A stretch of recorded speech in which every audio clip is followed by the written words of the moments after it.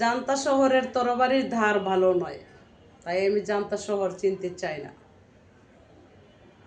তাই আমি মানতে পারি না। জান্তা শহরে যেই তরবারি তৈরি হয়েছে সেই তরবারির ধার খুবই কঠিন। এক পশেই গর্দান কেটে যাবে, বাঁচানোর কেউ নাই। যেমনটা এক আসিয়া মারা গেছেন, বাংলাদেশ মরে গেছেন।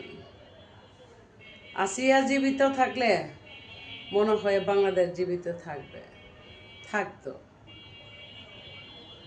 এক ছিল আল্লাহর সৃষ্টি আসিয়া বিবি, আরেক হইল আমাদের দেশে আসিয়া একটা শিশু। সেই শিশু দর্শনে শিকার হইয়া হত্যায় হলো। তাই বললাম, মরে গেছে আসিয়া, সাথে গেছে বাংলাদেশ, মাথায় রাখতে হবে।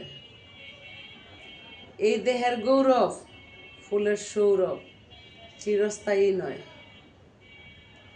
ক্ষমতার পাহাড়, চেহারের ক্ষমতা, বিল্ডিংয়ের পাহাড়, দালান কোটার পাহাড়, এক সেকেন্ডের আশা ভরসা নেই।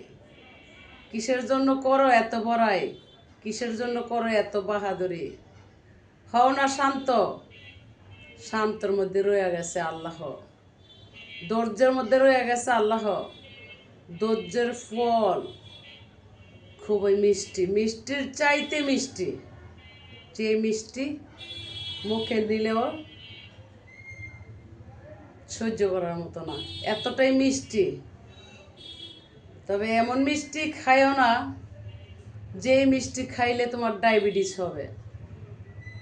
যেমনটা ভালো একটা গাড়ি কিনলে ড্রাইভার ছাড়া চলে না, তেমনি কইরা